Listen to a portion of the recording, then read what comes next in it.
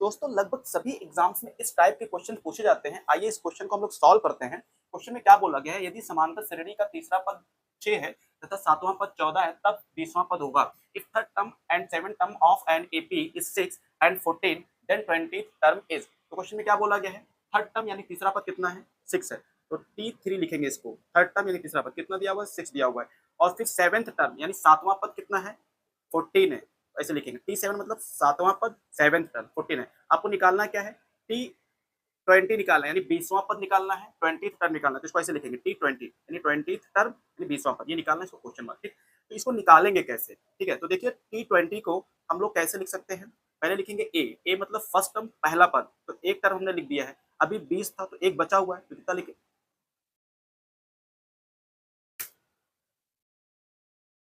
अब देखिए T20 को हम लोग लिखेंगे कैसे। तो देखिए T20 को हम लोग ऐसे लिखते हैं, सबसे पहले लिखेंगे ए मतलब फर्स्ट टर्म यानी पहला पद, तो एक टर्म हमने लिख दिया है। तो अभी यहाँ पे कितना और बचेगा, 19, तो इसको लिखेंगे 19 डी। ये T20 को हम ऐसे लिख सकते हैं। तो अगर हमको 20th टर्म यानी 20वां पद निकालना है तो ऐसे लिखेंगे ए प्लस 19 डी, ठीक है। ये हम इक्वेशन, इसको हम फर्स्ट ले रहे हैं, यानी हमको ए मिल जाए और डी मिल जाए तो यहाँ पे पुट कर देंगे तो ये निकल जाएगा, ठीक है। ये निकलेगा कहाँ से, ये जो आपका दिया हुआ है T3 और T7, इससे हम निकालेंगे, ठीक है। तो T3 को भी हम इस फॉर्मेट में कैसे लिख सकते हैं, तो देखिए T3 को लिख सकते हैं, पहले पहले लिखेंगे ए यानी फर्स्ट टर्म यानी प्रथम पद, ठीक है, तो ए लिख दिया। अब एक हमने लिख दिया तो यहाँ पे 3 था ना, तो 2 बच गया अभी, यानी 2D लिखेंगे, ठीक है। इसको इक्वेशन हम सेकंड ले ले रहे हैं, ठीक है।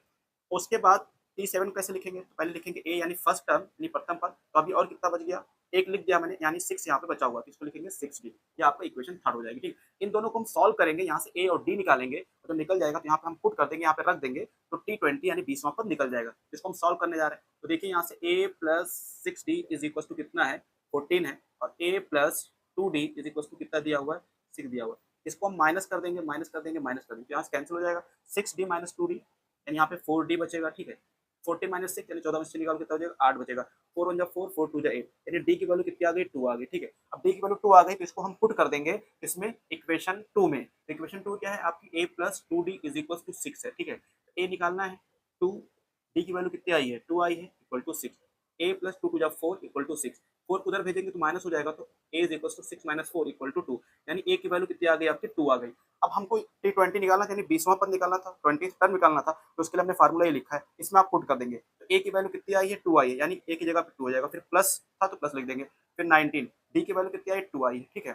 फिर यहाँ पे देखिए 2 प्लस 19 इंटू 2 38 हो जाएगा, ठीक है। 38 प्लस 2 ये हो जाएगा आपका 40, यानी option number B is correct. दोस्तों आपको जानकारी कैसे लगी, इसको लाइक करें, सब्सक्राइब करें।